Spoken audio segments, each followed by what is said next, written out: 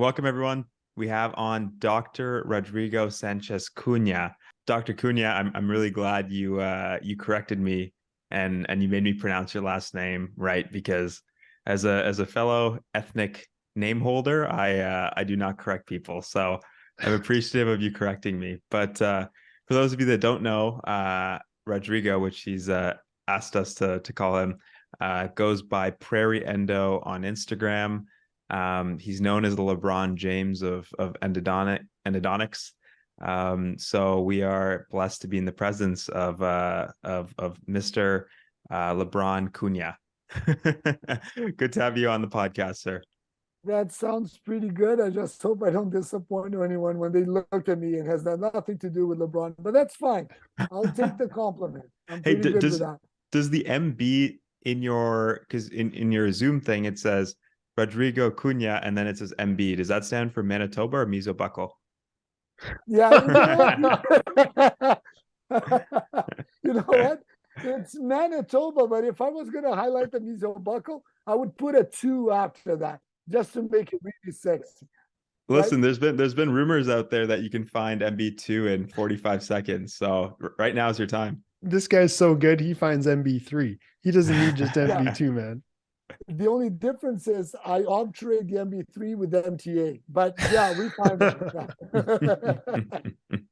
You guys have been talking to Sunny for too long. That's not good. Oh man. So Dr. Cunha, Rodrigo, tell us about yourself. Tell us about your background. How did you end up in Winnipeg? Well, I'm originally from Brazil, as you all can tell, listening to my accent.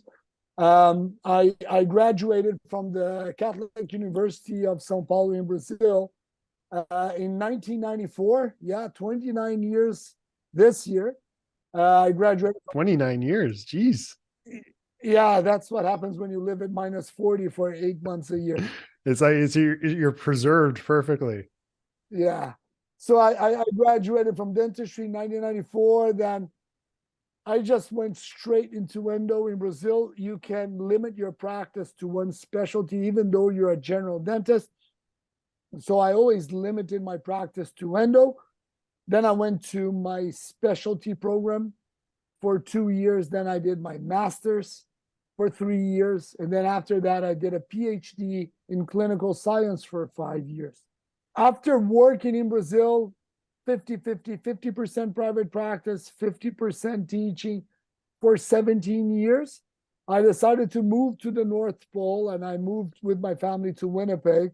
There was a position open at the University of Manitoba for a full-time professor at the Division of Endodontics. That's how I met our dear friend Sunny. He was one of my students. So yeah, in 2011, I moved with my family here, and we've been here since then. I work full-time at the University of Manitoba for 5 years as head of endo and the restorative department.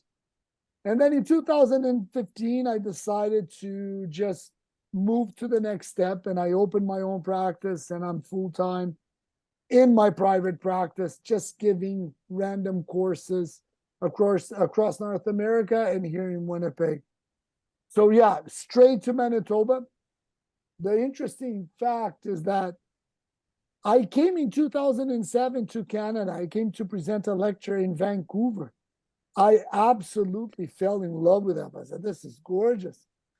So when I went back and I applied for the position, my wife asked me, she said, but what's Manitoba, Winnipeg? I told her, don't worry. I've been to Vancouver. It shouldn't be that different. So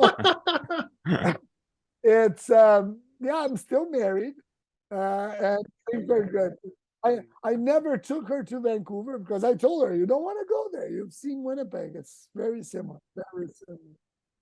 So yeah, we've been here. We've been here for the last 11 years, and so we've been blessed to be living and working here for sure. Rodrigo, like, tell me about the process and the thought process you went through, after doing your dentistry degree, being able to practice and then going back to school for a PhD.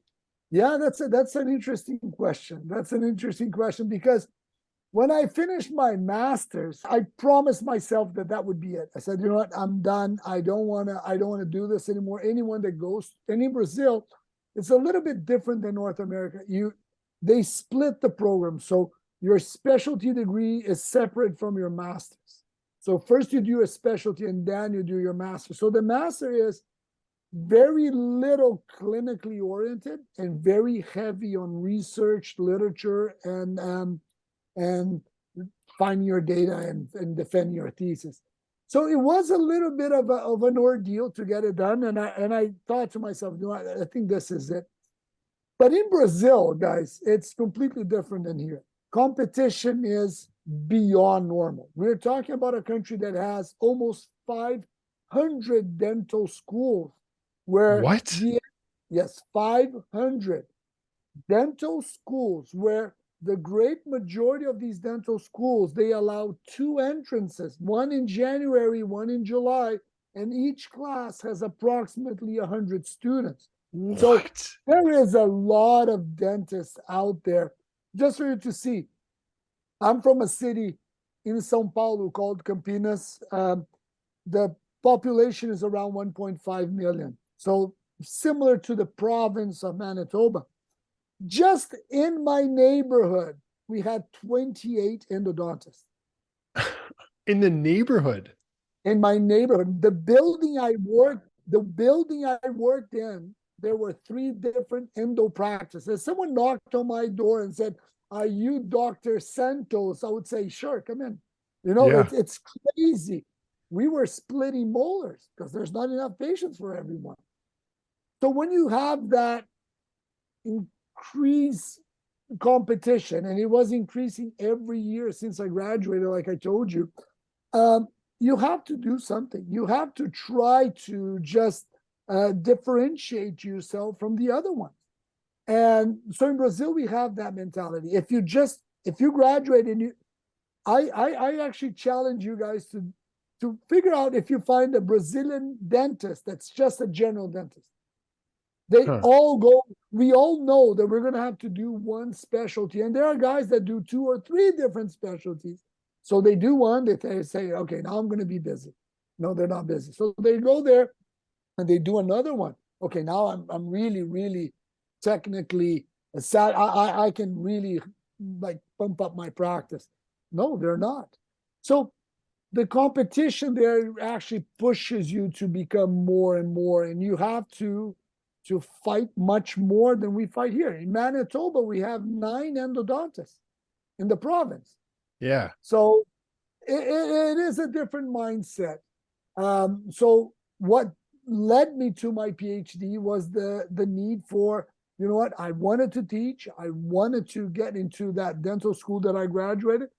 And they said, you're never going to get a spot if at least you're not enrolled on a PhD program. So that's how I got in. This is just mind blowing that there's that many dental schools and then that many specialists in your neighborhood. Like, do you find, because we all know competition leads to innovation and it leads to, I guess in this scenario, making amazing dentists. Do you find the level of dentistry in Brazil far superior to the average amount of dentistry you see in Canada, or no?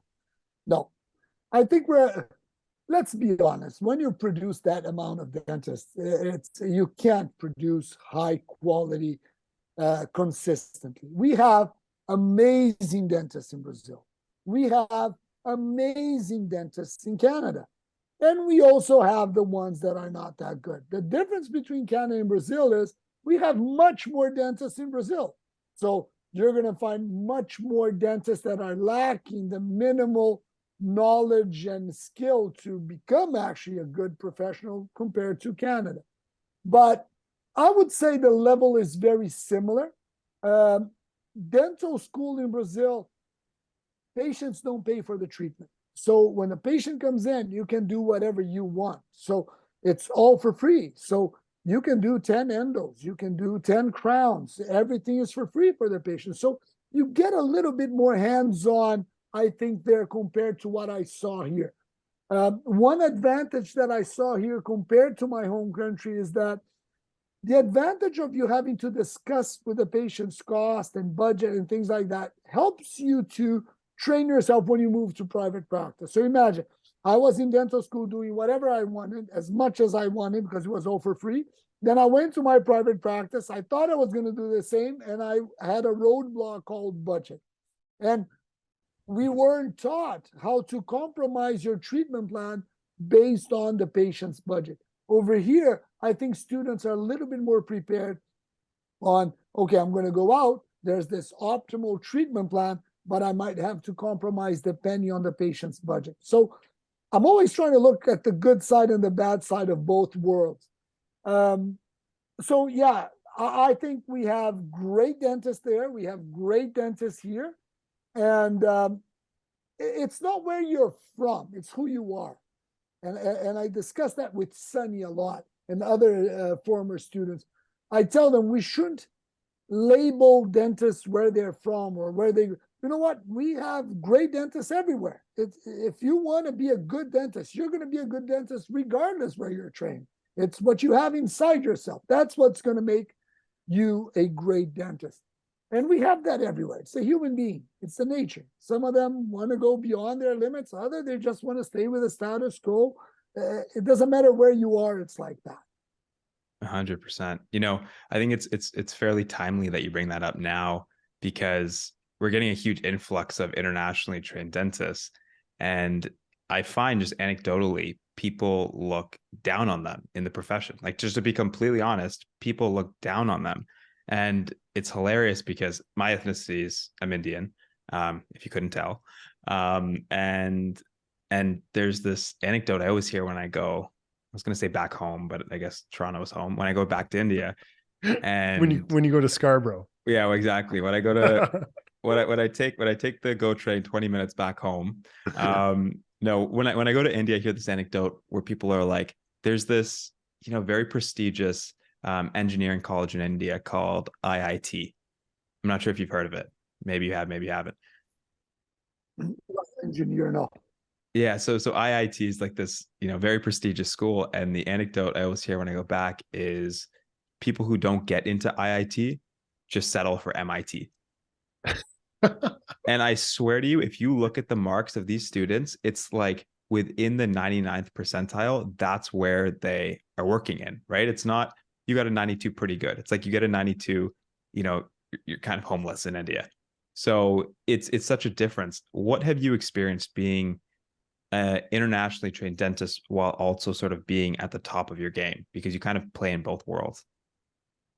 You know, that's a good question, because that's a sensitive topic. Because when I moved to Canada, I expected everything but prejudice, everything but because everyone knows that this is a country that welcomes people from everywhere. I mean, it's very rare for you to find people that have their great-great-grandfathers, except for the Aboriginal people. You won't find people that you can go 3 generations behind without someone being from somewhere else.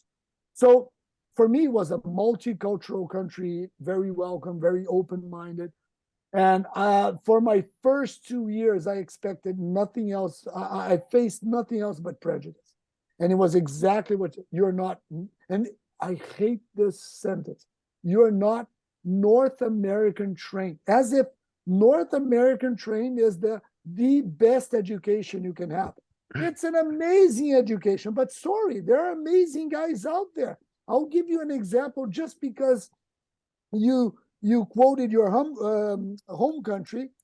One of our best scientists minds that we have in Canada today is Anil Kishan from the University of Toronto. He is from India. He graduated there. He did his Ph.D. in Singapore.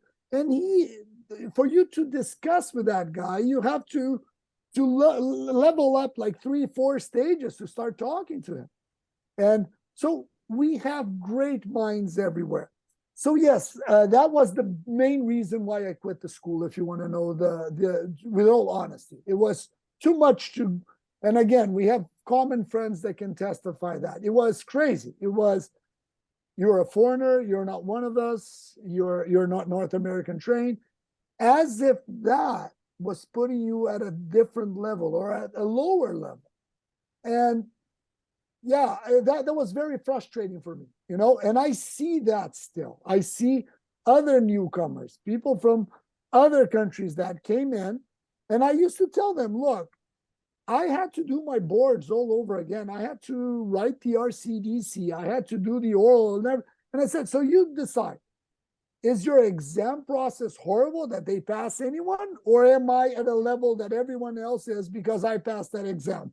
You let me know, because if you have an exam process and I passed it, you can't say that my level of knowledge is lower or not. I mean, I passed that. So you're right. That was a little bit frustrating. That's behind me now. And we are just carry on. But I think it's important for us to highlight that, yes, we do have great dentists everywhere around the world, for sure. If you go to India, population there is what, 1 billion, whatever. You have much more dentists than here. One neighborhood, the province of Sao Paulo has the same population as Canada. How can you compare both countries? You know, there's much more dentists. So you are going to find more dentists that are maybe less qualified, but you're going to find a bunch of great guys there. So I think I agree with you. There's a little bit of that idea that if you're not trained in North America, that you're not at a gold standard level, and I have to disagree with that. There's absolutely no question. I actually just 2 months ago, I went to a course by one of your fellow countrymen, Ricardo Kern from Curitiba, and it was just mind-blowing how amazing the clinicians are in Brazil. And he was showing me the cosmetic work, because Brazil is very cosmetically I was driven. going to say that, especially cosmetic. It's so cosmetic. Tell me about that. Yeah. Well, for you in Brazil to tell a patient that they're going to lose a second lower molar because they have a fracture, it's almost like telling them they have cancer. They're going to cry. No one accepts to lose a tooth. It's like the smile is everything. And for an example, I don't recall ever doing amalgam in private practice, ever doing an amalgam in private practice, because they don't accept it. And it's not only because of mercury, don't get me wrong, it's because it doesn't look good. So they really value the cosmetic aspect of that. And going back to that first discussion we had, competition is out there. So yeah, you have to bring your A game every day to the practice, because if they don't like the way you shape their incisor, they're going to go next door and they're going to go to your competition and they're going to have it done there.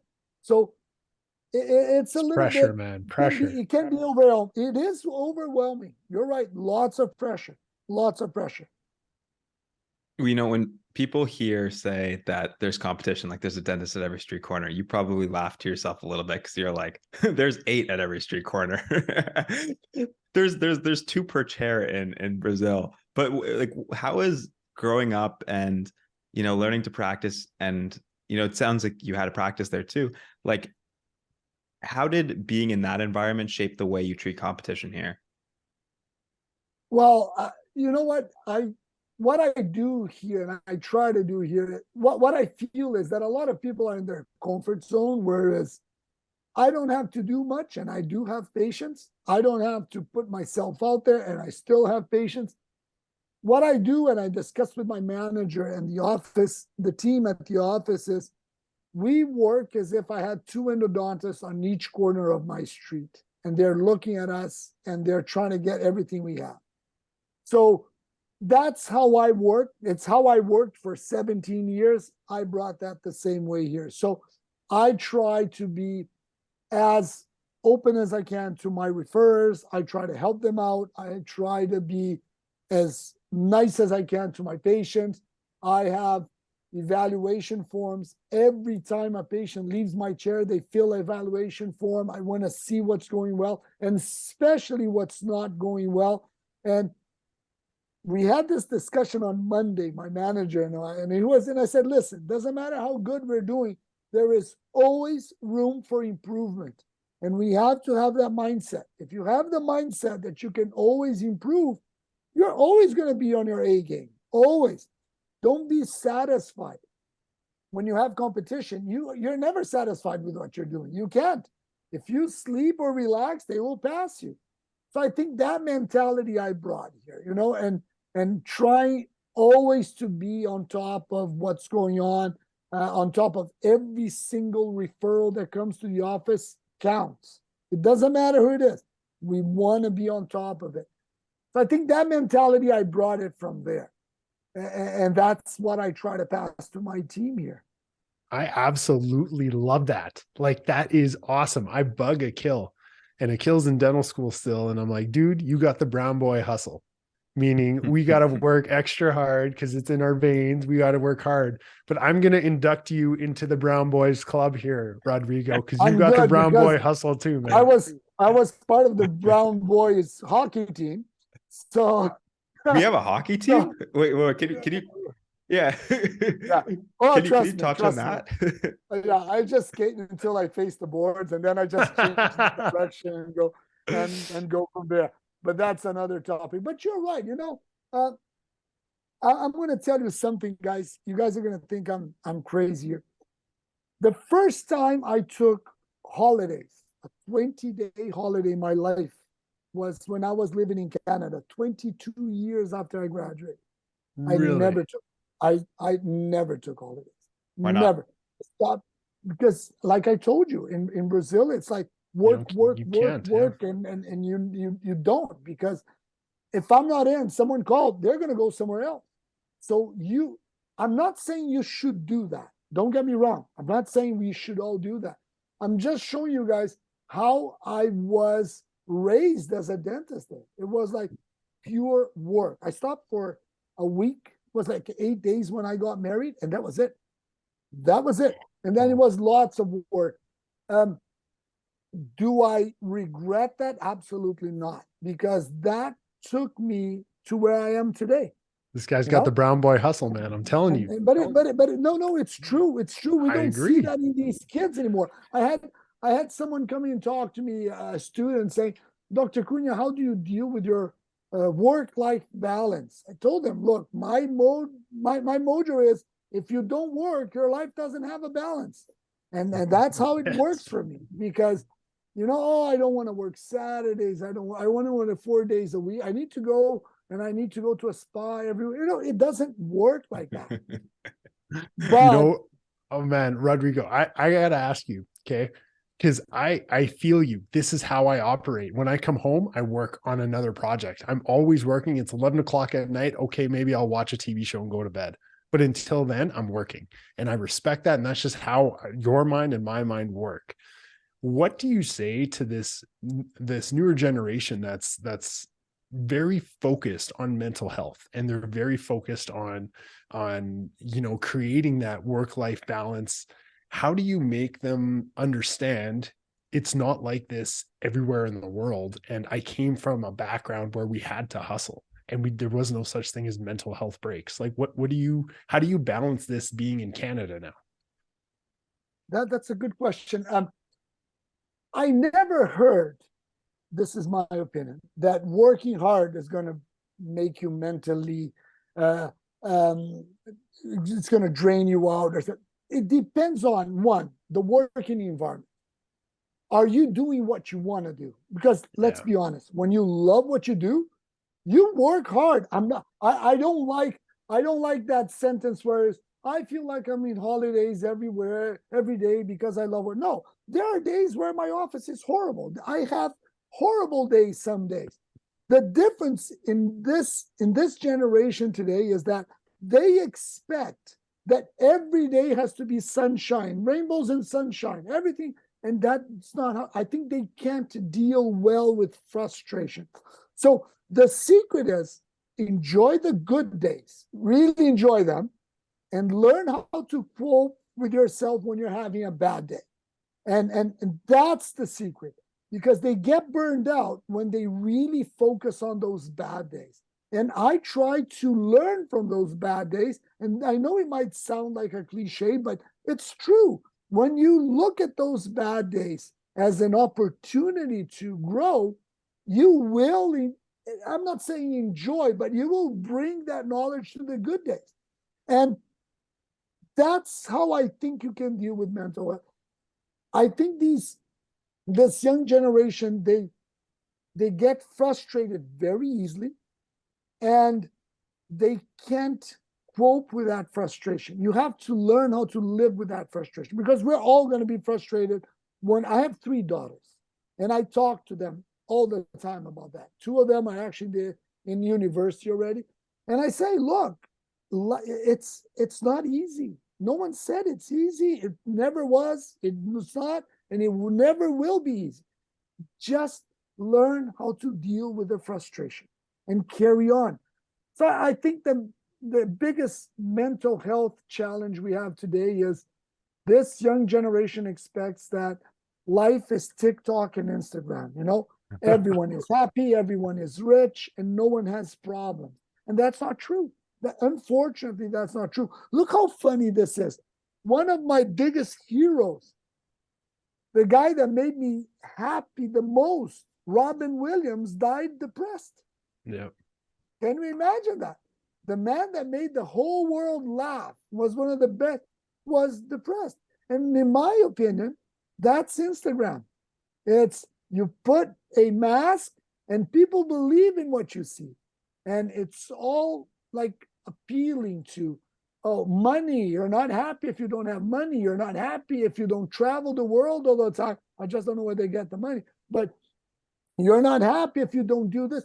And it's wrong, So I think that whole social media thing is actually draining their mind to a world that actually we didn't have that, right? We were kids, we were playing outside. We had to come up with something to do. We didn't have that social, that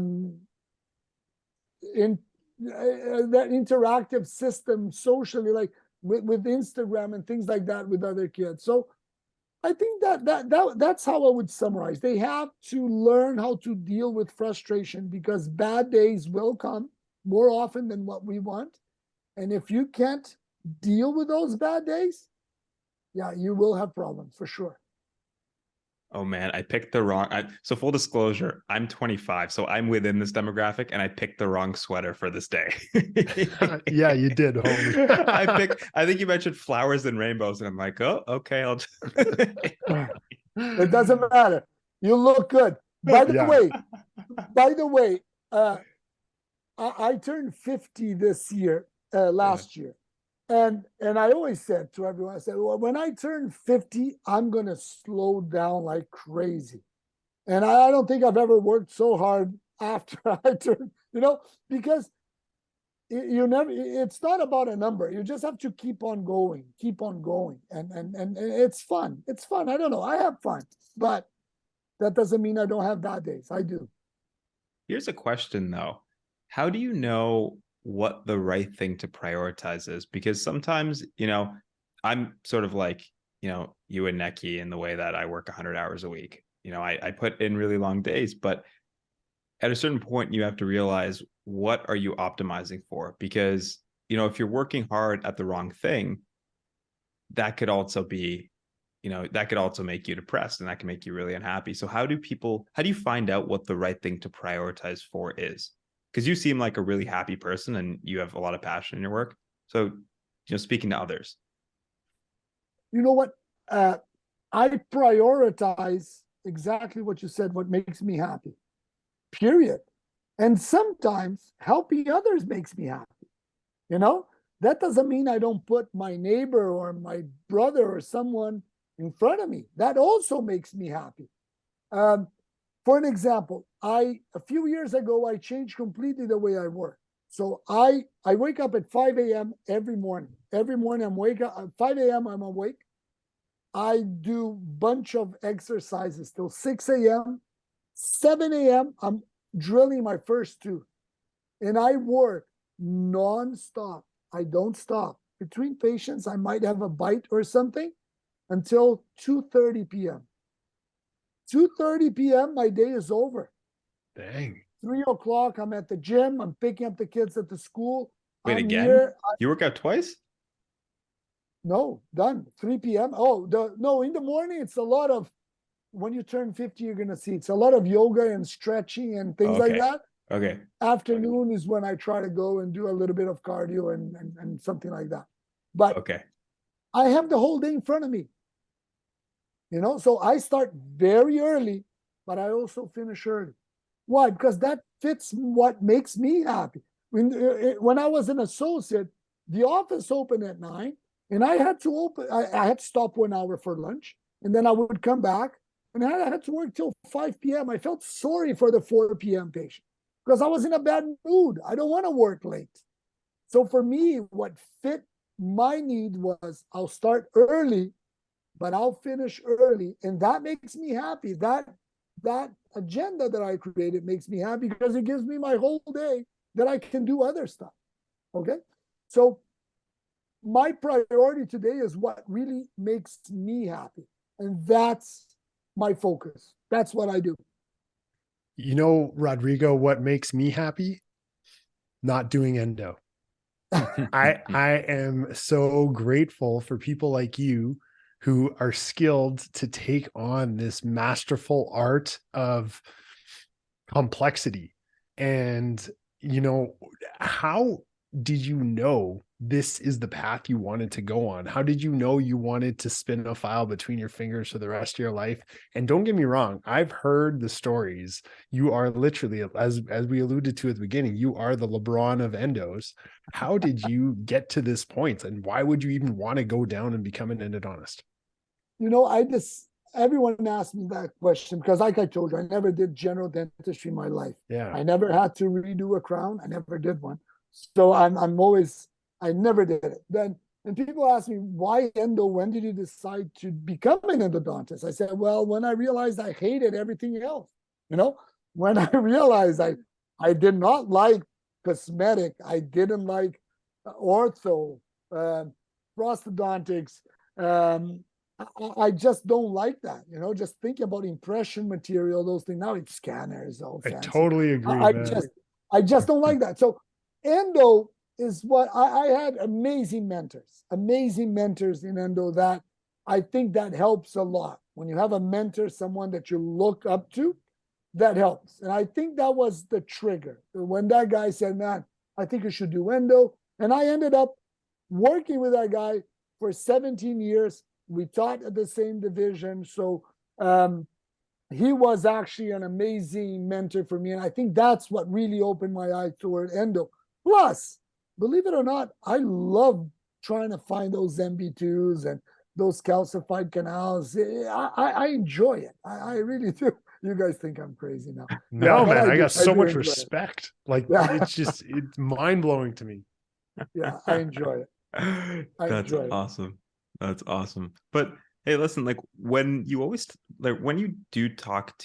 lucky enough to talk to someone who's passionate about what they do, you often find they're passionate about a particular aspect of the thing they do, right? It's like no CEO is passionate about CEOing, right? It's like they're passionate about managing people or helping people. What about endo is the thing that kind of gives you energy?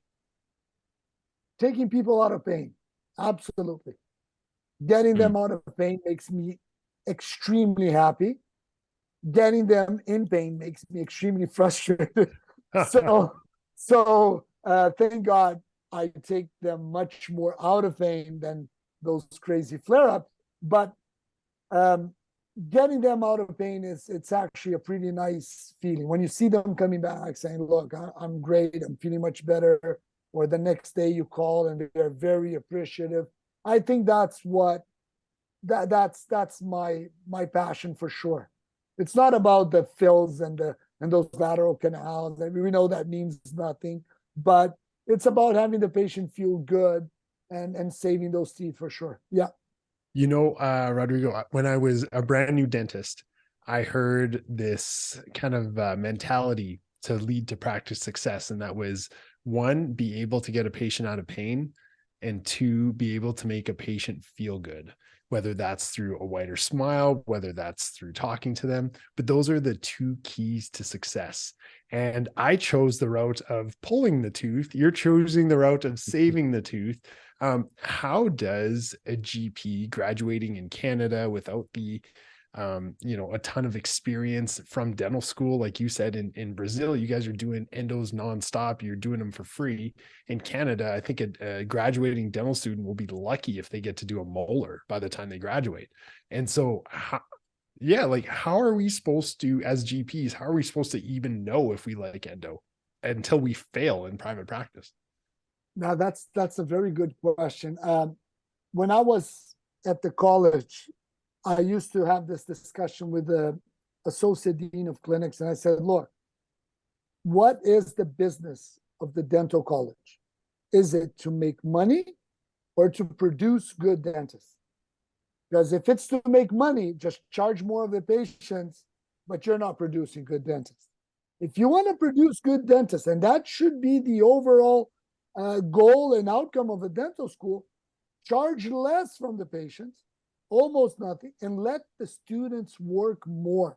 You only produce good students if they get lots of hands-on experience, and there's only one way for doing this. It's getting more patient in the clinic. How do you do that? Lowering the fees. It's very simple. But then they say, okay, but then the school and this and the clinic is going to be running on the red, whatever. I really don't care. Increase a little bit the tuition, find a way to produce good dentists, and you'll have more and more students coming in, and the reputation is going to go up, and that's how it should be. But it's the opposite. We see patients coming to private practice saying, oh, I'd rather do an endo here than go 5 weeks in a row to the college. I'm going to lose my work day. I'm going to lose this. It doesn't make sense. So one of the ideas I had was like, why don't we do all the endos for free? Yeah. Don't charge for the endos. And they will get a crown after. Because the overhead for the endo is very low. So why are we charging? Just charge them what a set of files would be. Charge them $100 for an endo. Yeah. Everyone would be happy, and the students would be working a lot. Because what you just said is what I used to discuss with them is students, when they graduate, doesn't matter where they're going to go and work. They need to be able, and again, where does the young associate go? He sees all the emergencies, right? Oh, you just came in, emergencies are yours. This guy is the one that should be the least qualified to do emergencies. Totally. So if that's their role, and we see that in numerous GP clinics there, these guys should at least know how to take a patient from having pain. They should know more diagnosis and things like that. So I think that would be the math. Just lower the fees. You'll have more patients in. You don't have to do it for free, but do it at a minimal cost. Even if the clinic breaks even, you will be producing great dentists, and that's what you need. That's my opinion. I don't know what you guys think. You guys both graduated from U of T? I'm still there. But Neki went in the prairies. Yeah, U of S. U of S? Yeah. When did you graduate? 2009. Oh, so oh no, I think Carlos Ochoa was there by the time? Yeah, he's working in private practice in Saskatoon now. Really nice fellow. He's a very, very, very good friend of mine. And you're in dentistry now? I'm still there. I'm just finishing up third year at U of T. Oh, that's good. That's good. So you bring to your I was gonna say I'm gonna pitch it. Yeah, do it. I'm gonna say you won't believe what LeBron just told me last night. I'll pitch it on your behalf. But when you left, because I remember when you were kind of taking us through your story, when you left academia and you decided to go into private practice, there's obviously a huge, not only cultural, but mindset shift that I find a lot of academic dentists have versus a lot of private practice dentists. Take us through how that transition went through in your head, or were you always a private practice dentist because from back home? Yeah, back home I was 50-50. I was part-time in the school and 50% in my practice. The real change was when I became a full-time academic. I mean, that was a real change. But what I think is that the good thing about the academia, again, the PhD, the masters, it just helped me open my mind to curiosity. You know, I'm a curious person.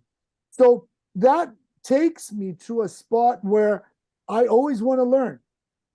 I always want to learn. I love to teach. My passion is teaching. You can't teach if you don't learn. It doesn't make sense. You have to be always open to be learning and experiencing new things so you can teach. I think, and you're in third year, you're going to remember this in 3 years, I hope. Us, okay, the three of us, that we choose to work with people, to work with health. Studying is not an option. It's a life obligation. Remember that. It's for life. Unfortunately, when you graduate, that's when real study, because you're not going to be studying for an exam anymore. So the study, the reading becomes much nicer. It's much more consumable what you're going to be reading there, because you're going to be using on your day practice. You know, when I was in academia, all the research studies I've done, I was very fortunate to publish in peer-reviewed journal. I think I published more than 100 papers. Wow. And all the papers I published, they all came from a question I had or something. I was like, what if this? Then I found a way to, let me look at a model that would mimic the situation, and let me see if I can figure out. Were all the studies beautiful and perfect? No, they weren't. But I was always trying to bring that curiosity where I was reading. If I couldn't find the answer, I would always try to bring something where I could do a research study to figure out the answer. So I think that's interesting. I think when you create that passion in you for learning, that is something that you will cherish forever, you know, because it doesn't matter where you are. You're going to open a textbook or a research study or something, and you're going to read something that it's going to help you with your patient the next day, the next week. And that's how we should be looking at. Okay. So you're totally right, because we had a previous guest on our show, Dr. Cho, out in California, and he said Gordon Christensen from UCLA, he was his mentor, and he said, you know, Dr. Cho, when you graduate, make me a promise, and every night you will read or you will study for at least 1 hour. And being a graduating dentist, I've been graduated for 14 years now, and I'm like, 1 hour a night, it like, we become so complacent as general practitioners that we forget that we have to maintain that curiosity to be the best dentist we can be.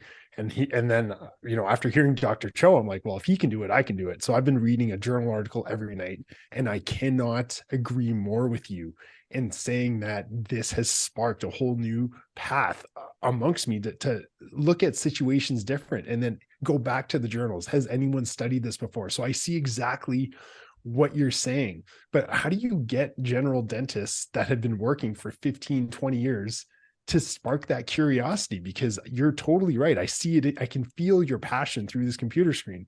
Like, how are we supposed to get dentists doing this? it's a hard one. You're right. It's not easy. First of all, I think that a lot of them, they're settled.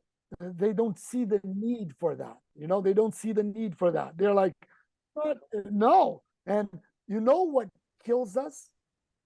This sentence. I've been doing this for so many years and it always worked. When you say this sentence, have someone hit your head with a shovel, because that is the first step for failure, you know? Because if you're doing something the same way for 10 or 15 years, you're doing it the wrong way. Because especially science, health, it changes a lot, you know? Having said that, as dentists and what you just said, patients, they notice. They know when you study. They know when you read. The way you talk to them is different. You know, you can even quote authors. You quote studies. You said, there are studies showing that this. Patients notice. They end up seeing the difference. But what we have to do as clinicians is you have to be curious, but you also have to be very selective. And when you say selective is, I don't like to be the first one jumping into a specific technology or material. I like to leave the first guys going in, because nothing that comes out is perfect initially. You always see, they always come with a second version that's better. And we need to wait always for independent research studies on that topic, on that material, on that device, in order for you to decide. But don't wait too long. Don't be the last one jumping in, because now you're one of the laggards. For an example, CBCT scan. Yep. In my opinion, there's no way you can do an endo without a CBCT scan. Zero. And I can say this because I've been using it full time for the last 6 years. So, but I didn't jump on it right away. There are guys that have been using it for 10 years. I was just waiting for more research regarding the pros and cons, especially safety, radiation. When I was convinced, and not that someone came and tried to convince me, I was convinced. I went after the knowledge and I read, and okay, this now convinced me. Now I'm ready to use this technology. But there are other pieces of technology out there that haven't convinced me yet. Let me give you guys an example. This irrigation device that everyone is talking about called Sun Endo, Gentle Wave, whatever. Yeah. It's there's no science. You can go to PubMed. There are 14 publications on that topic. And the majority of them are in vitro studies and a few follow-up studies of 1 year. 1 year follow-up, you can put pee inside the canal and you're going to be successful. So it's what I'm saying. You want to be sure that whatever you're jumping into has a very sound and reliable research study to back it up. And you're only going to know that if it's what you just said. You read every night, you go after that information. So here's a kind of spin on that perspective. I think some folks are hesitant to change their ways, and they're fixing their ways from a clinical standpoint. But so my background's in business, and I focus a lot on the business of dentistry. And you would be surprised how many people who are brilliant clinicians and are reading a ton and are going to all these CE courses, but give no attention to the business that they're running, which also affects their day-to-day life. So they're not a student of, they might be a student of clinical dentistry, but they're not a student of finance or operations. And I find it so funny. Do you think that applies to that angle of it as well? Oh, absolutely. But that's my Achilles heels. I'm a terrible businessman. So for that reason, I spend more money and I hired a manager. So what I do is I discuss with that person that knows the business, what I want, what my vision is, and he's going to try to find a way to implement it in a way that's least cost effective for me. So that's what we try to do. But yeah, that's a very good point. We are not trained. I don't think U of M, we have a practice management course, okay? But it doesn't help. It doesn't. I think I couldn't agree with you more. I think when we graduate, even as associates, you open sometimes a corporation. So you just open your business, right? So Dr. Rodrigo Sanchez Cunha Dental Corporation, that's my business. But how should I manage this? How can I do in a way where I can be the most tax efficient? Should I be doing something different? I am horrible. So I rely on people that know about that topic, and I pray every night for them not to screw me up. But what does that mean you're horrible? Because I don't think anyone's intuitively horrible. I bet if you gave, me, someone who's never done endo on a molar, or let alone a tooth, if you give me a drill and you said, go look for MB2, I would say I'm horrible, but that's just because I'm not trained. So what does that mean, horrible? Yeah, I wasn't trained. I wasn't trained at all on business. That's just for you guys to understand. In Brazil, practice management is not even a course. So you graduate, you go to your office, and you don't even know how much you're going to charge for that. At least in Canada, you have a fee guy that can help you a little bit with how to be. There were cases that I charged, and at the end I was like, I think I paid more than what I got for the case, you know. But I think I would have to spend more time reading the business side of dentistry, and I think that's something that I have never dedicated enough time to it, and I should have, because what I like to think, and now it's your turn to throw the tomatoes on me. What I like to think is that I go in my office, I like to do endos, and I try to do them the best that I can, generating a pretty good income. That's what I like to do. Now, I like to leave my office manager looking at that income and seeing how that income can be maintained at a point where I don't lose a lot of it with unnecessary waste and expenses in my practice.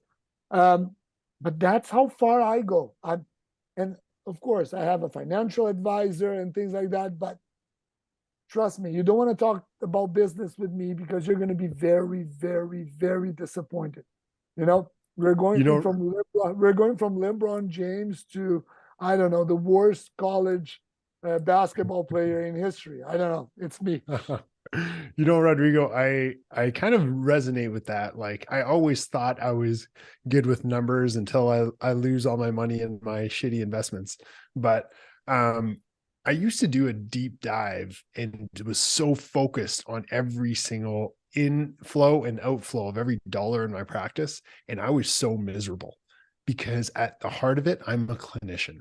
And I 100% respect what Akil is saying. He's like, you know what? You're no clinician if you have no roof over your practice. You know what I mean? But for, I guess, the both of us here, we're really banking on our office managers to bail us out and make these decisions for us so we can go home and read at night and we can perform the best we can for our patients. And so, you know, I don't want you to feel like you're alone, because I'm the exact same way, man.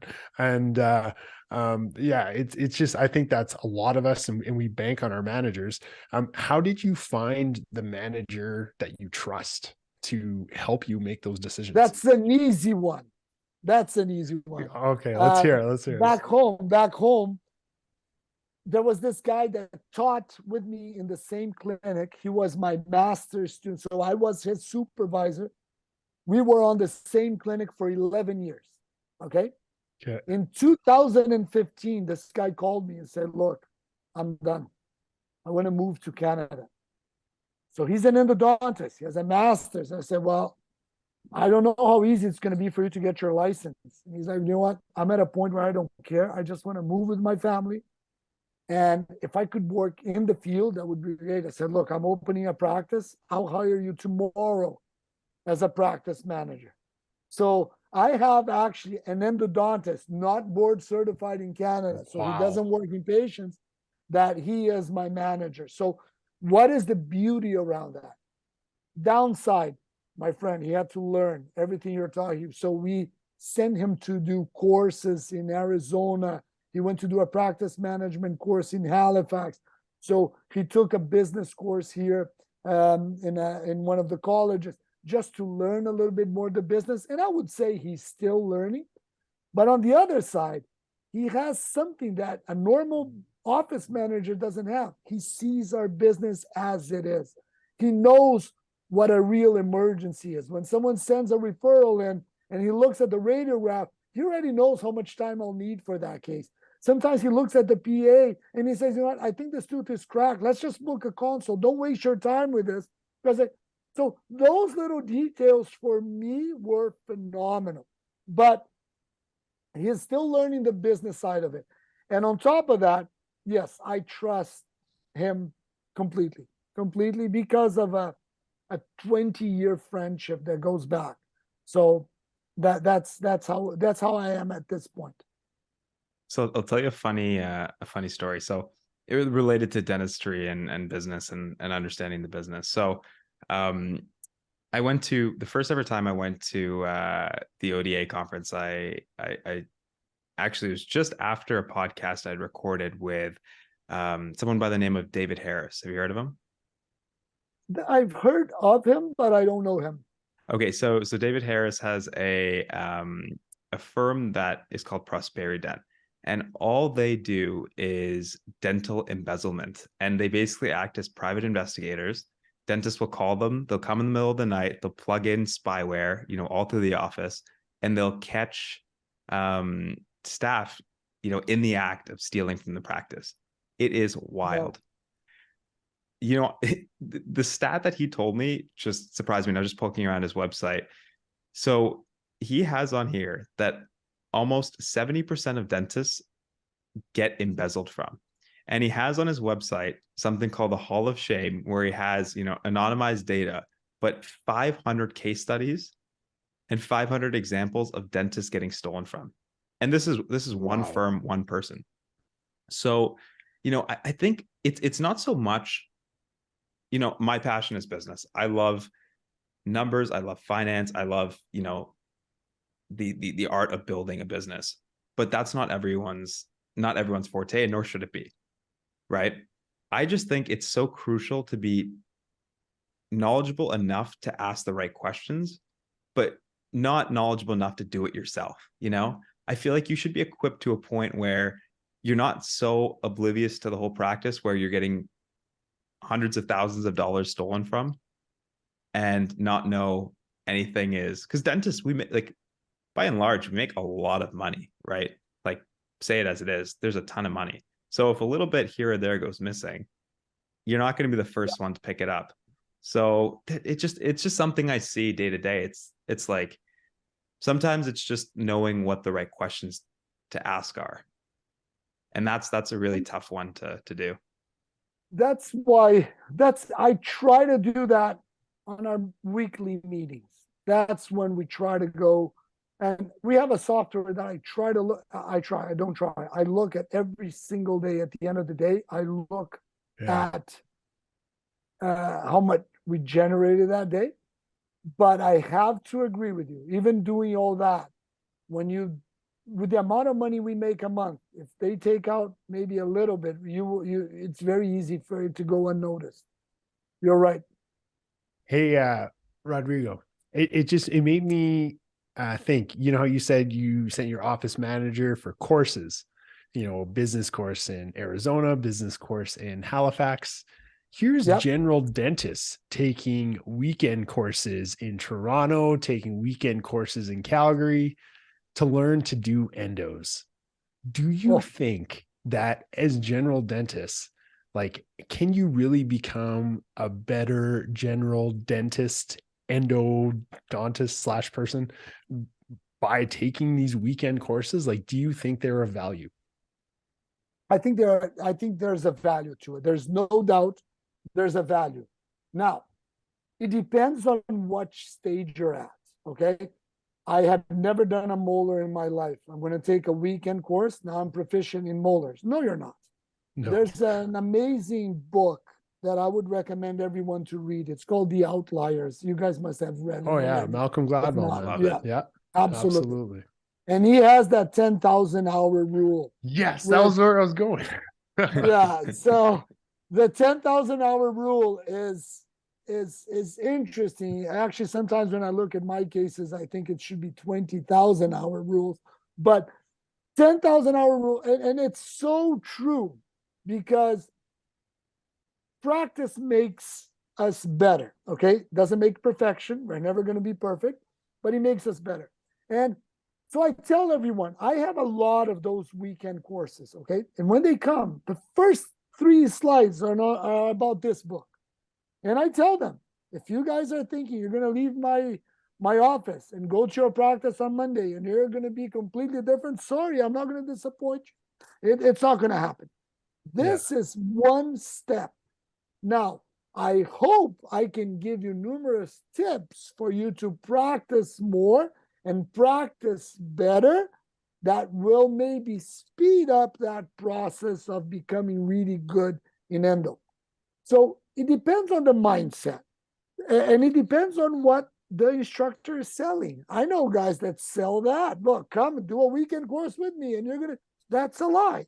But when you put it on the table exactly the way it is, look, I hope I can give you guys a few tips, and with that, you're going to take it back to your practice, and it's going to make you better. I set the standard right there. No one has high expectations. Yeah. No, it's the truth.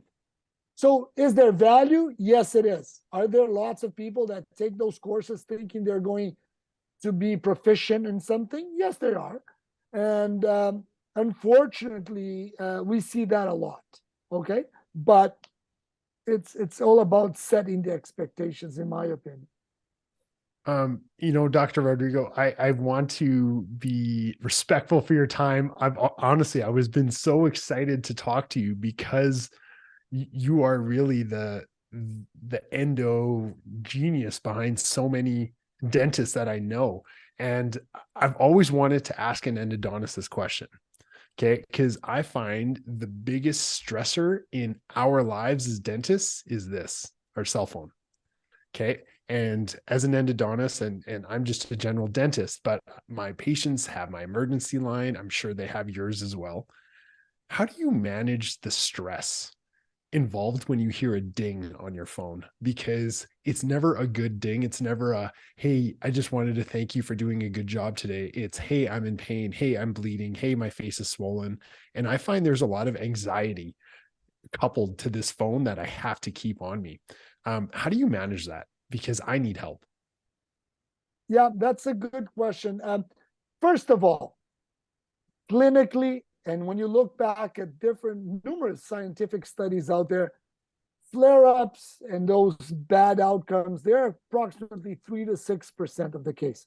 So it's not a lot. When it happens, you have to understand that flare-up, that pain, and that maybe you're stressed about, it's coming from two main reasons. It's either an infection or inflammation. So if you worked on that patient, you will have to understand, okay, can I just medicate this patient, or I'm going to have to go there and do an additional procedure?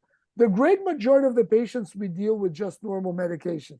If I have to go there and see them, I'll go to the practice and I'll do a little incision and drainage or something like that. And that should be enough. So if you know how to manage those emergency situations, it's not stressful. It's only stressful if I'm in the middle of a hockey game and they call me and I have to stop watching the brilliant Jets to go and do that. But usually you know what you want to do, what you have to do. Usually you know. It's either, and again, it goes from the diagnosis. It's much more broad than we think.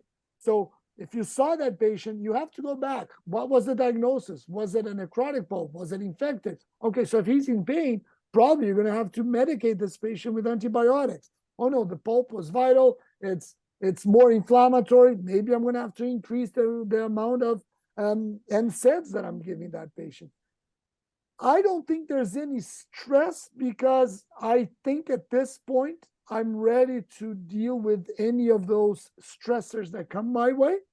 Worst case scenario, and that's very few, I'll take them to the practice and I might have to do 1 or 2 different additional clinical procedures to make them feel comfortable. The other thing that I would advise you is we have to assure the patient that pain is not wanted, but it's expected. I think, and I discussed this a lot with, for an example, Sunny and a lot of the other guys here. How many dentists do you know, and I'm putting you guys on the spot, have an informed consent for every procedure you do for your patient? Me. Every procedure? In school. No. Yeah. Yeah, I know school. for every We procedure, don't. no. We don't. No, we don't. When you have an informed consent and the patient reads and he knows what to expect, even though it's unwanted, that's a little bit more reassuring for the patient. So it's always good for you to let the patient know what to expect so they don't get caught off guard. Another clinical tip for you, my friend, always paint that picture darker than what it is. Absolutely. So I always tell the patient, look, it's going to hurt. It's going to hurt. I always make fun of them. Look, you're going to call me all the bad names. You know, my mother's name is Nisi, just so you know who you're calling the bad names. It's going to hurt. Why? Then they feel a little bit. They're like, man, this guy said it was going to hurt. Like, I'm feeling, but it's not that bad. They're good. If you say, look, don't worry, you're good, you're fixed.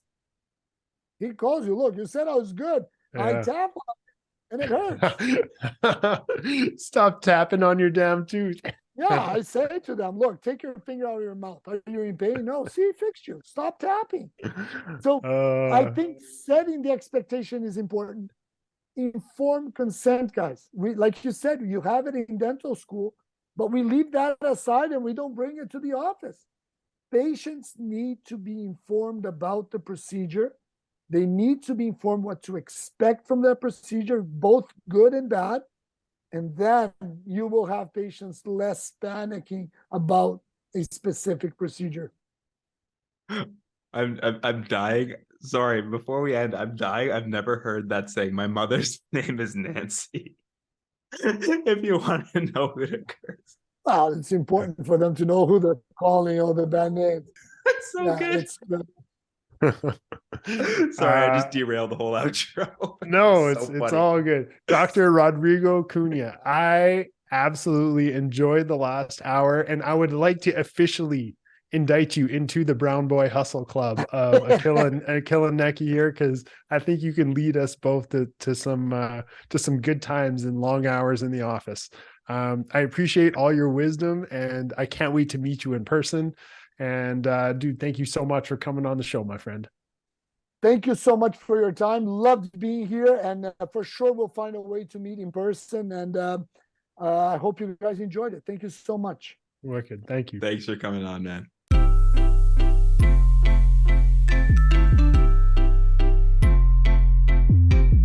Welcome to the Hi, I'm Neki. Is that a sweater? Yeah, dude, it's the Hi, I'm Doctor sweater. Oh, dude, I see you got yours on too. Looking sharp, bro. Dude, where'd you get yours from?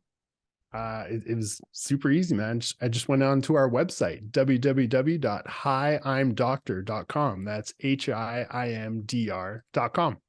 We have a website. We must be raking in cash from selling these sweaters.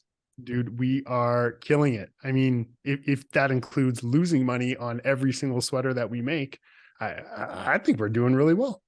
Yeah, Neki and I are donating all proceeds, which is $0, to charity because we are losing money.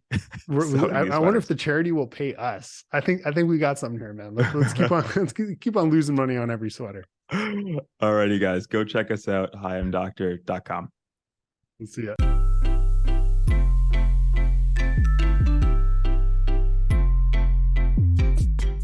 All right, Neki, what's your go-to line when you tell a patient they're going to be in pain?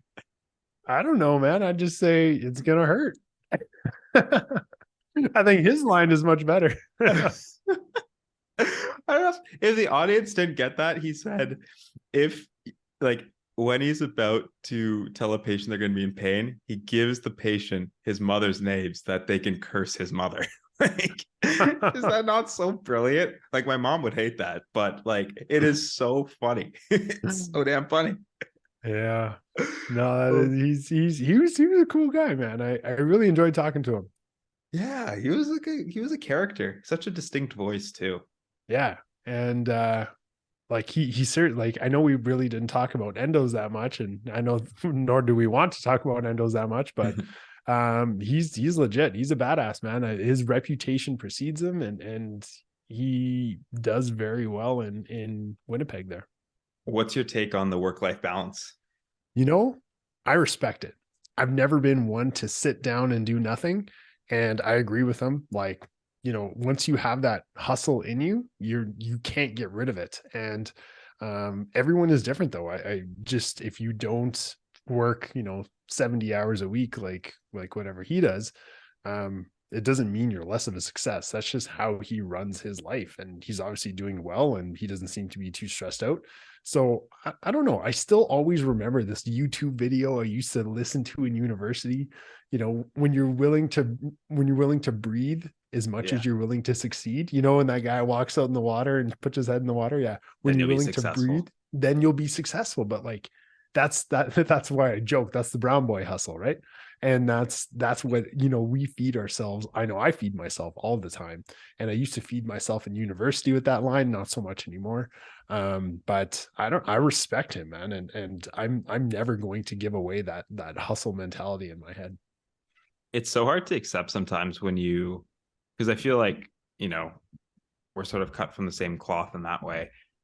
It's hard to accept when you hear people say that that's not what they want to do. I 100% agree. I'm You like, know? why not? How do you not think that way? Yeah, it's like you live once. How could you not want to make it like the best possible life? But then again, it's like, I think we had this conversation, like we even had this conversation on our last podcast where, you even said, I can't believe when, 29-year-olds, end up just working as an associate or working, at a corp, and they're not really like looking at their future from that lens. But it's Yeah. hard to accept that other people aren't like you. Yeah. You bring up a very good point there, because I just like, we only know what we know, right? And we view the world through our own lens. And so when I do see that, I'm like, I totally agree with Rodrigo. I was like, hell yeah, I want to treat every referral like gold. I want to work as hard as I can. I want to be able to, make hay when the sun is shining, right? And so I respect him fully, and I tend to agree with his point of view. And I know that especially in this day and age, it's not a popular point of view of hustle till you can't hustle anymore. And there's like what he was saying about social media, I totally agree with, because life isn't rainbows and sunshine. And if you think every day at the office is going to be great, you got a world of hurt coming. Because if you can, I think the key to having a good career is having more good days than bad days, because you were going to have some absolutely brutal days in this profession. Oh yeah, it'll beat you up. I still can't get over the sweater. Like when he was talking about, like life's not like sunshine and rainbows, and I'm literally wearing a sweater that has like sunshine and flowers on it. Sheen $29.99. I'll sell it to you now. And now I can't even wear it. Now I feel embarrassed about wearing it. But it's true. We're going to replace it with the Brown Boy Hustle t-shirts that we're going to be making. We're going to send one to Dr. Cunha there, and hopefully he'll sport it with pride. Do you get that? Like when he came on the podcast before we started recording, I'm like, how do you pronounce your name? And it's spelled Cunha. And I was like, Cunha? And he was just like, yeah, it's fine. And I kind of saw on his face, I'm like, it doesn't look fine. And I'm like, tell me how to pronounce it. And he's like, Cunha. I don't know. Do you do that sometimes where, someone will mispronounce your name and you'll be like, okay, like whatever. Like, let's dude, every day, man. Everyone calls me Nikki, or nonstop. They're like, can Nikki come here and look at this? And or they'll call me Jamal, because they'll think that's my first name. And yeah, all the time. And they're like, hey, where's Jamal at? And it's just, it's What? Yeah, it is what it is. It's easier not to correct someone, because then you almost make them feel stupid. And I personally don't care. Like if you're a patient, you're whatever, you call me Nikki, whatever. Like it's funny, my dad's partner, his wife, like I don't even know if they're married or not. I just call her, I just call my dad's wife. Anyway, she to this day calls me Nikki. To this really? day, man, she's supposed to be like my stepmom or whatever. Yeah. She calls me Nikki. And I don't know, man. I guess we're so used to having different names that we just are like, whatever, as long as you know you're talking to me. But I don't know. Could it be a self-worth thing? Or like a people-pleasing thing, because it's very uncomfortable to correct someone. Yeah, totally. Because it's such an awkward point. Because what are you going to say? Actually, it's Neki. Because that makes them feel this small, and then they have to apologize. And it becomes this weird scenario where maybe it's just, you don't want to make them feel silly. I don't think it has to do with self-worth at all, because I personally, if they knew how to say my name properly, they would. There's this one guy, what was it, yesterday? He's been calling me Nick Hay for the last what? This one dentist has been calling me Nick Hay for the last 10 years. And then finally he was like, he saw my name written out, and he was just like, how do I say your name? I'm like, Neki. And he's just like, oh, so it's not Nick Hay? And I was just like, no. And he said, why didn't you say something? And then I said, well, because I thought it'd be weird. I don't know. I'm talking in circles now, but I don't know. I don't know if there's a right way to address that or not, because you don't want to make someone feel silly.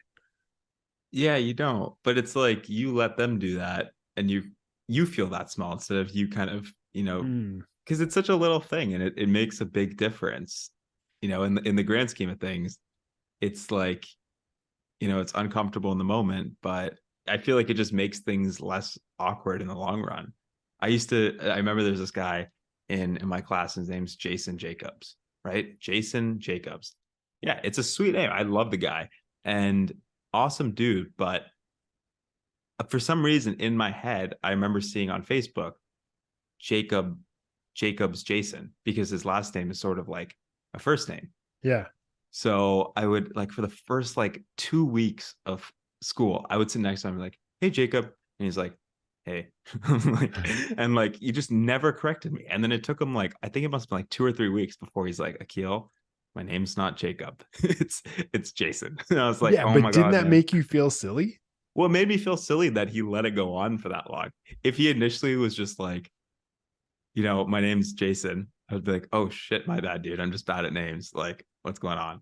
But I feel like because he let it go on for so long, I'm like, "Oh my God," I felt even dumber because he let it go on for so long. I felt so much dumber. You got a point there too. And I'm like, every single interaction I had with him is now a little bit tainted because all I could think about was every time I left him, I'm like, "See you later, Jacob." Yeah. And he's like, "This idiot can't get my name right." Jason. Yeah. Jason, buddy, I'm sorry. I love you. It's like not you, it's me. in the book, like Dale Carnegie, how to win friends and influence people, make friends, influence people. Yeah. The greatest sound in the English language is your name. It's true. And so should we respect each other to say the correct name? So I guess I've done a complete 180 in saying I don't care what people call me to saying I like hearing my name. I think you do care people. I think you're telling yourself you don't care if people call you. Hmm. Because who likes to be called a name that they're not? Like, no one likes that. It's like, it sounds weird. It's like if I just started calling you like Butterscotch. That's very ironic. That's like one of my old dog's names. I don't know why that came to my mind, but isn't it? It's a little awkward. It's like Yeah. if you hear someone calling.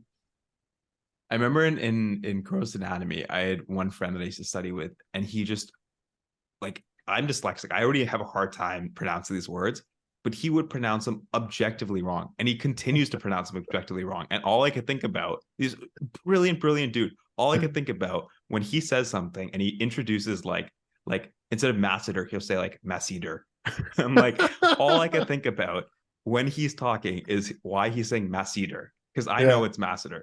So it's like kind of the same thing with a name. I'm sure if I start calling you Butterscotch and then I said something incredibly profound, you'd be like, "Why is he calling me Butterscotch?" That's a horrible example, but you know what I mean. You know what I mean. Exactly what you mean, man. You know what I'm saying. It's I feel like it's an important thing. But my favorite story of that is my buddy Abe in dental school.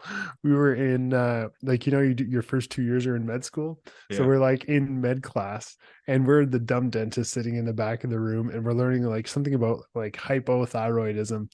And he had to do this case presentation and he was showing like in front of the whole class, like all the signs and symptoms.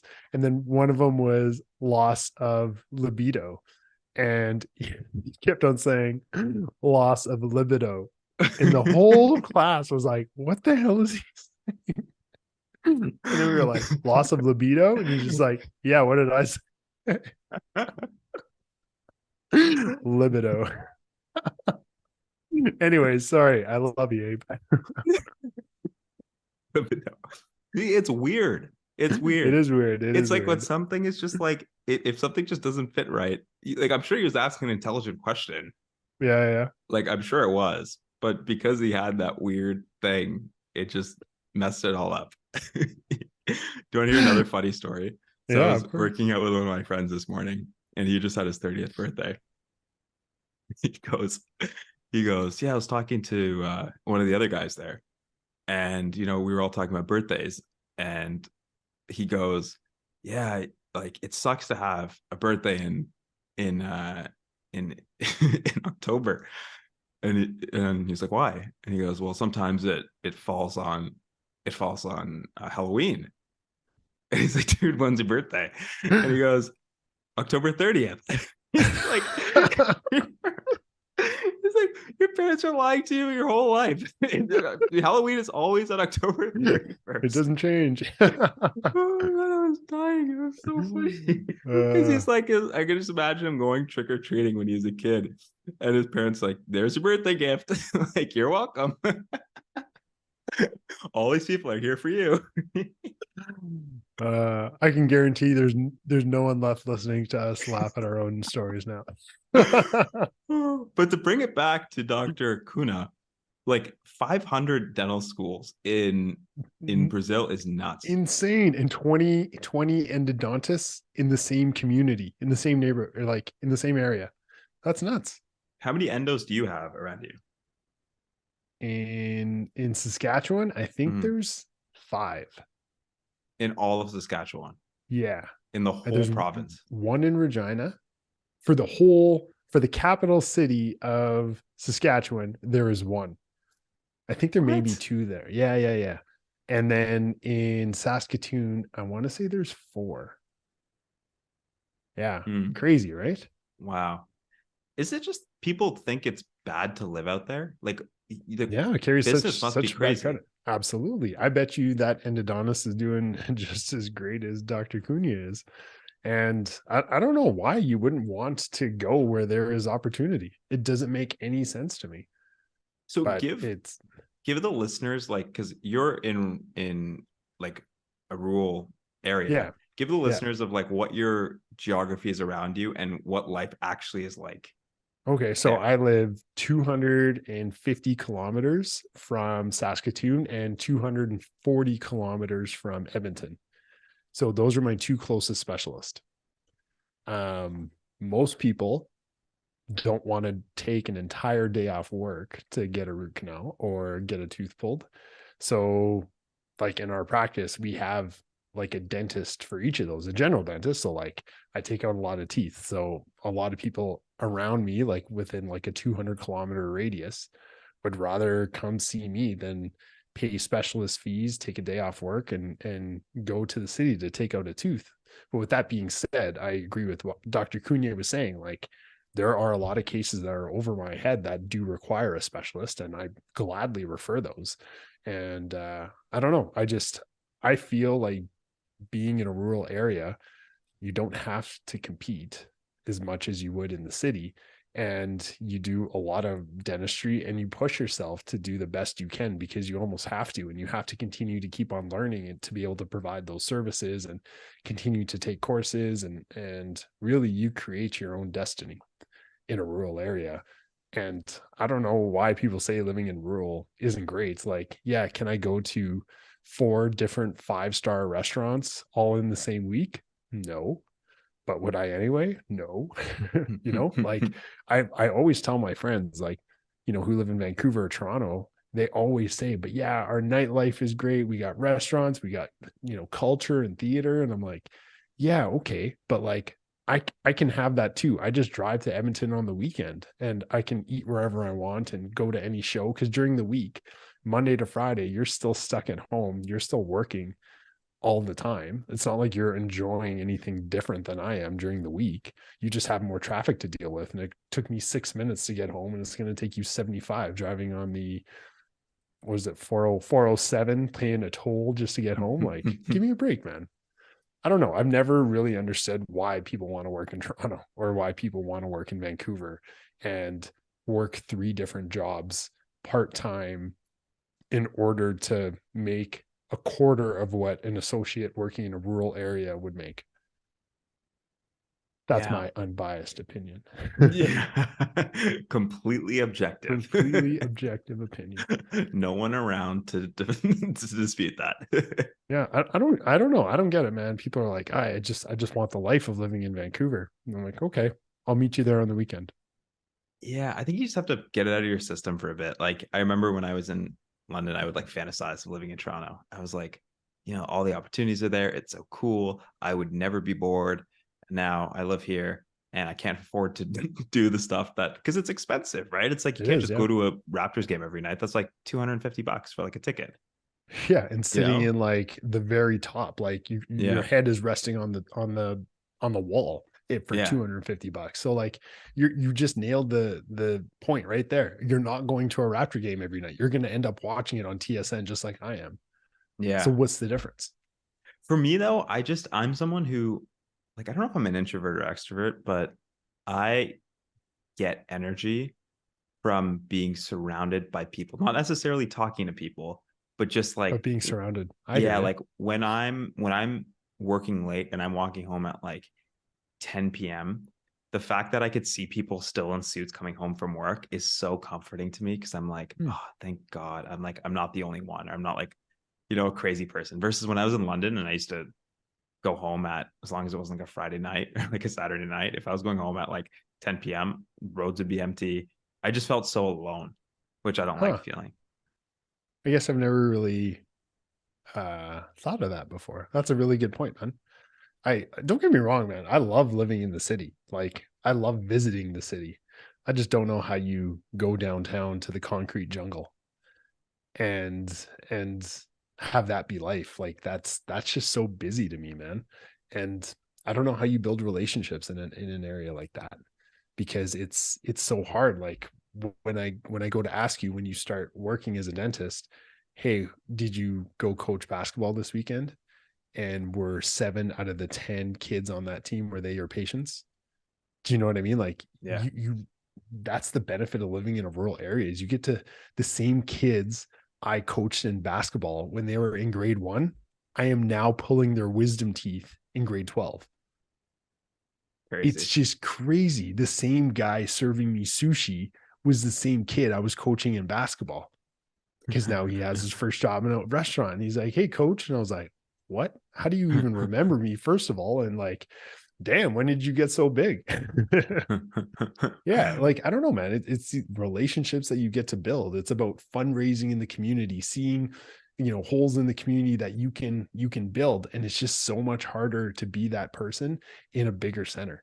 So like, it's so cool in a smaller city like where I am. People know me because they're like, "Hey, what are you fundraising for now? Are you going? When's the next time you're going to Guatemala?"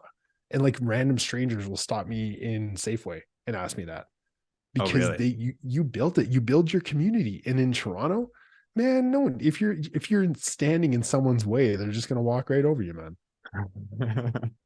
So I don't know, man. I'm firm diehard rural. Firm. Yeah, I just love it. I love it. If I want to go to the city, I'll fly somewhere. Yeah, it's true. You can't have it all, right? Like, I feel like it also, it depends the kind of person you are. If you are someone who loves new, like I always love, it's a weird thing, but it's like, girlfriend hates this trait of mine, but I love new things. It's like new experiences, Yeah. new, like I'm constantly taking a different path to the clinic. I'm constantly walking in like areas I've never been in before. I love exploring like just around me. I feel like it's a cool city for that. And also just a lot of like the serendipitous things that have happened downtown where, I'll be like just walking home or grabbing a meal, and then I'll be sitting next to someone and we'll start talking, and it'll be like a cool experience, or it'll be something that I may not have learned if I were in like a more rural area, because I find the people in Toronto are very, like, they're not to say the people in rural areas don't love learning and aren't super ambitious, but I find there's such a hustle culture here that Yeah, there's everyone's like at the edge of their seat wanting to tell you what they're doing, and it's like it's so fun just like learning from people. And but you're right, it's like the community's not there. Like I couldn't see myself raising a family downtown because yeah.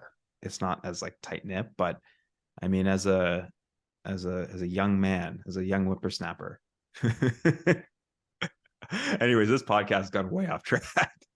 Man, well, one more thing though. Do you feel like the whole rural versus urban thing, when you're living in an urban area, there's more of the like keeping up with the Joneses, like Oh, always for sure. trying to one up your neighbors, always trying to drive a fancier car, have a fancier house, live that like, you know, kind of lifestyle. Like I find like that's the epitome of city living to me.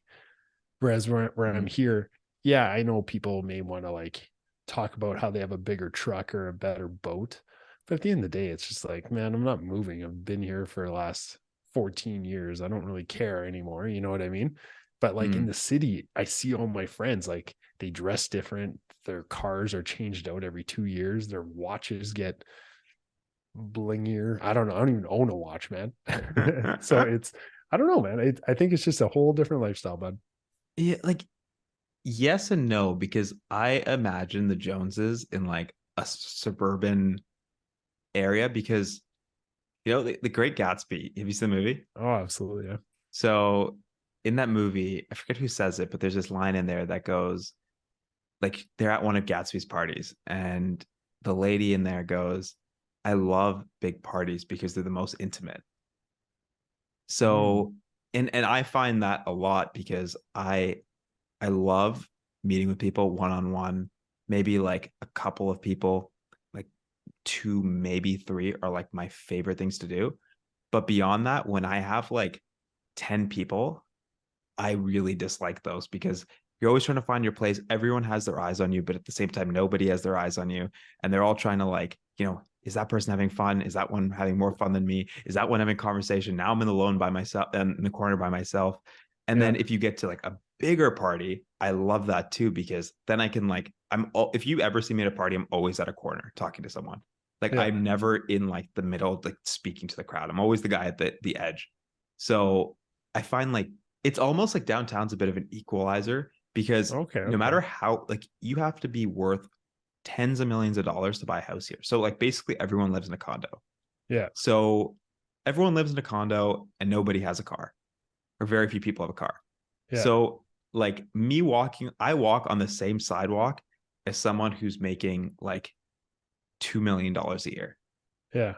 because like the delta between like you and the person next to you is like quite small because at the end of the day everyone's living in a condo, so there's that aspect of it too where I almost feel like people in the suburbs like where I grew up, where your neighbors, a lot of people, just enough to know what they have. Yeah. Yeah. I don't find that here because you're either walking right by people like you are at a big party if you're in a crowd, or you're really connected to someone. But again, Hmm. I think there's a lot of money down here, so and there's a lot of people that are very ambitious. So I think that aspect of like career and finance always comes up. Yeah. And the thing that you have that I don't have is network. And I think there's a larger opportunity for networking in a bigger center because you're exposed to 10 times the amount of people and the exchange of ideas and mentorship. I That's the will, downside of rural. yeah, I'll agree with that. Like the people here you'd meet are just Yeah. incredible, incredible. Networking is such a gross word, though, isn't it? It's what? It's such a gross word. What, Networking. incredible? Oh, networking. Yeah, because it implies this like false sense of liking someone. You know what I mean? It's like, what can you do for me? Yeah, it's so true. It's so true. Yeah. It's like the person networking is always the taker. Oh, totally. You're totally right, man. It's such a gross word. I wish there's a better Yeah. word for it. Even like connections is now. Ugh, connections. And your LinkedIn connection makes me cringe. Do I have to join LinkedIn? I started a profile and all these people asked to be my LinkedIn friend. And I just haven't. Is that what you guys call it? LinkedIn friends? Like connection, I think. LinkedIn Connection? connection. Oh, okay. I It's haven't even. such a gross word. I just opened it and I was like, yeah, I don't really want to go down this path. It's like a lot. I haven't seen very much good come through LinkedIn in terms of like information or Yeah. ideas, but I'm also not active on there. So I'm sure there's people that are brilliant that are posting their ideas on there. Yeah. I find Instagram a great place to be. I love it. Now that I'm in the sweater. Follow us. Yeah, exactly. It's all Oh, man, good. we got Okay. way No off one's topic. listening anymore. Yeah, exactly. It's just you and I. Thank you guys for tuning in to another Yeah. one of Neki and I's ADHD episodes. We'll see you next week. See ya.